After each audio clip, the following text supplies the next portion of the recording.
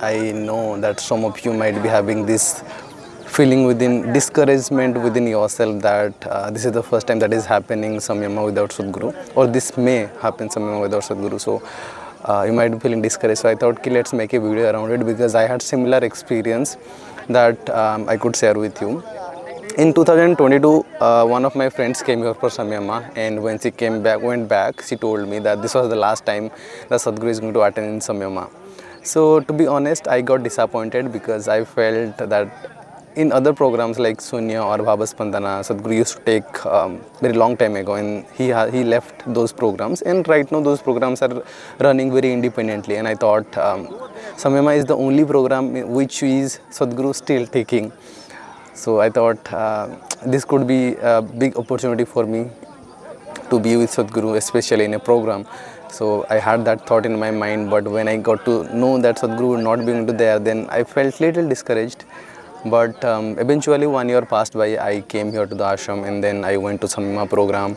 And during that program, Sadhguru was supposed to be there. So I felt happy that Sadhguru is attending this program. So I really felt I felt actually Sadhguru is taking, not attending. Sadhguru is taking the program. So I felt really excited about it, happy about it.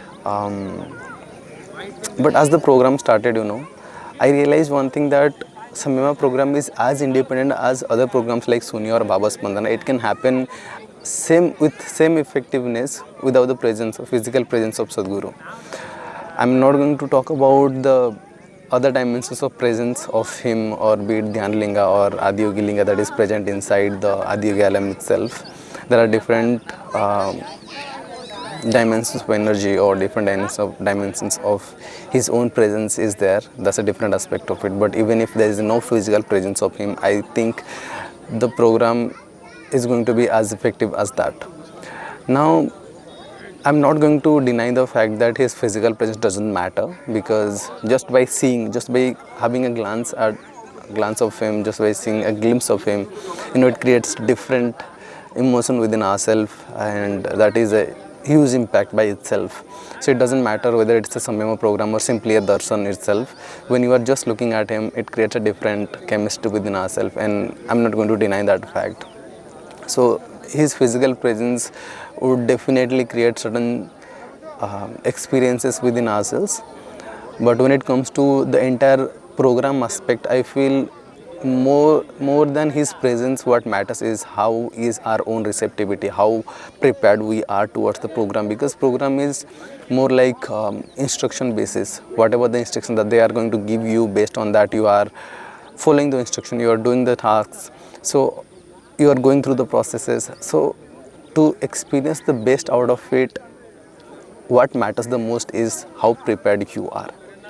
Definitely Sadhguru is a very powerful being, but irrespective of that also, even if he is there in front of you and you are not prepared well, then probably it won't matter much, and your experience is not going to change. The same thing is going to happen as in whatever is happening with you when you are looking at Sadhguru outside the Samyama program. Same thing is going to happen with you even in the Samyama program as well.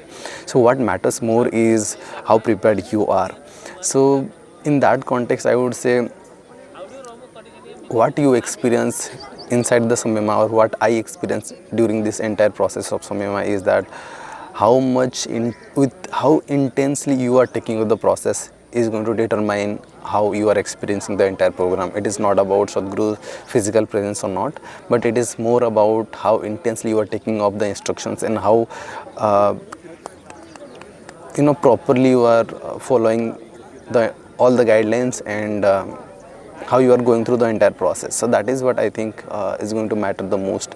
Sadhguru physical presence doesn't make a difference, but we are not that receptive that we will be able to understand it, or we will be able to feel it for now.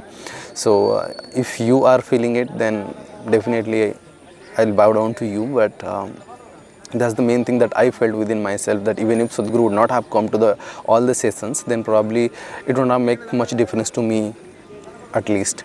And even if Sadhguru came, the entire program is designed such that you are not looking at anybody, not even Sadhguru. Even if he is there, you are not supposed to look at him. You are supposed to look down, and mostly you are supposed to close your eyes and do the process. That's how the entire program was set up.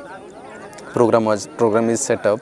So even if at some certain point there have been some certain situation where some people looked up towards the Sadhguru, and during that moment Sadhguru was looking at them. So this has happened many times with so many people. So if it happens to you, it is going to make you feel awkward, and you are not going to like that, because when Sadhguru will be looking at you, Sadhguru's face is not the smiling face that we are used to. So this is a kind of different kind of face that you will be able to see during this program. So that is why it's best that you do not look at him, and whatever the processes that they are offering, we just need to follow it as it is. So that is the main aspect of it. And then there is a few more things that I would like to address over here. First thing is, when in the context of preparation, because preparation is going to be crucial, because that is how you will be, that is going to be a core of how you are going to experience the entire program. So whatever you have been through in your life, that is a completely different aspect of it. But for now, a few things that is going to matter the most, and the number one thing is, during this pre-Samyama meet, they might have told you about doing Sukha Kriya for 1 hour. So how to do Sukha Kriya is going to be also crucial in the program, because all these things, all these preparations are going to work as a foundation. And when you are doing Sukha Kriya, I would like for you to do Sukha Kriya in the proper way as in taking the breathing fully in and then breathing fully out, slowly in and then slowly out, and most importantly focusing on the breath. What happens during my time was, I used to do like Sukha Kriya for 1 hour every single day I used to do, but a few days I could not do. That's a different aspect of it. But mostly whenever I used to do Sukha Kriya, my thoughts used to come and I used to just go away with the thoughts. So get carried away with the thoughts. So that is one thing that happens to us. So for you, I would suggest that as much as possible, try to be with the breath and focus more into it, because more you are focusing on the breath, more you are holding on to it, more conscious you are becoming. That's how I at least feel, and more you are staying in that particular moment. So that is what I think is a crucial thing. And if you are able to follow it or stretch this consciousness on your breath for longer period of time, it is definitely going to be helpful to you during the Samyama period, and you will be able to easily feel it. Okay. Second thing is doing Shoonya and Sakthichalana Kriya when you are doing Sakthichalana Kriya, and especially if you are in a mandala or something, then please continue your mandala, do not break it. Even if it is breaking, then keep continuing it. And even after Sakthichalana mandala is completing, if it is possible, then please do it twice a day, and that is also going to make a lot of difference within yourself when it comes to energy aspects. And apart from that also, Shoonya, every single day 2 times Shoonya, you must do it. And when you are doing Shoonya also, I do not want you to make any kind of result out of it, but the instructions must be followed as it is, particularly the one where they ask you to use the mantra. Every time you use the mantra, do not leave it, you keep using the mantra. And the second thing is the instruction that they have given around the thoughts. So the instruction that they are given around the thoughts, that's something you're supposed to use every single time. Mostly what happens is, when we are going into the Shoonya process, thoughts comes in and then we just get carried away with the thoughts itself. So I want you to keep breaking those chain of thoughts, and the instruction that they have given around the thoughts, I want you to follow it as it is. Doesn't need to create any kinds of result out of it. Whatever is happening, let it happen. That's the completely different aspect of it. But what matters the most is you are following the instructions. So this is the 2 things that I want you to follow very sincerely, not strictly or seriously. Serious is not the word I would like to use, but please try to follow it sincerely. And then there is a third and most important thing is, please keep doing your Hathayogas. Especially one thing I realized that it is very much essential for you to sit being able to sit for longer period of time. And for that, one thing that matters to me was Paschimottanasana. When I do Paschimottanasana, I feel like there is certain sense of flexibility that is coming to my waist area, where I could easily able to keep my spine erect. And that is one thing I would suggest you as well. If you are doing Hatha Yogas, particularly Yogasanas, then please try to do more of Paschimottanasana if it is helping you, because one thing is going to matter to you during the program is being able to sit more.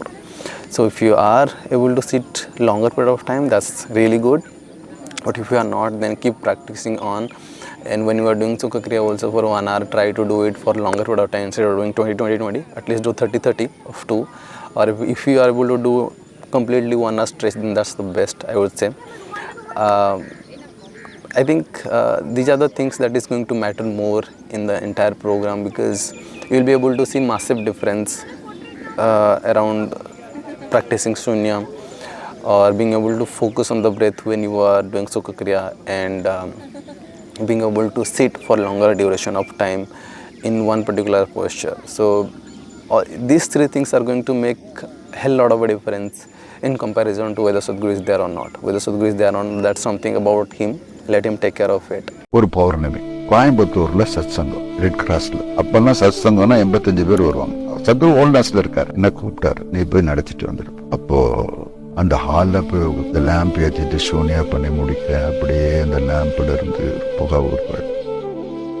அப்படி class பண்ண போனா அப்படியே spread ஆகுது. 9:30 மணி ஆகுத காலியாச்சு hall. 8 மணிக்கு முடிஞ்ச சத்சங்கம். மறுநாள் காலையில ஆசிரமத்துக்கூட தியானலிங்கம் இருக்க இடத்துல இப்போ ஒரு சின்ன குடிசை இருக்கும், அந்த இடத்துல உட்காந்து நின்று இருந்தார். நான் வந்து அப்படியே நமஸ்காரம் பண்ணினேன். ஹவ் வாஸ் தி சத் சங் மேன் அப்படின்னாரு. உடனே நான் அப்படியே பேச, Sadhguru, you are very powerful in your absence than presence. That's it. You have gained an experience. அதனால அவர் நம்ம கூடயே இருப்பேன்னு சொல்றது பொய் அல்ல. பயிற்சி ஒழுங்கா செய்யுங்க, எப்போதும் நான் உங்க கூட இருப்பேன்னு சொல்றது வந்து பொய். But rest part about your own preparation, I would like for you to focus on that, because mostly what happens is we are focusing more on the situation and circumstances, but not within ourselves, that how we are about the program. So again, as Sadhguru mentions, everything that happens within you, all the experiences, is something that's created by you itself. Definitely there is some outside influences there, but mostly everything that you will be experiencing is something that is going to be about yourself only. So that is why I want you to focus more on yourself, and if you can do that, then definitely I think I would say you are going to get best out of the program. Thank you so much for watching. I'll see you in the next video. Bye for now.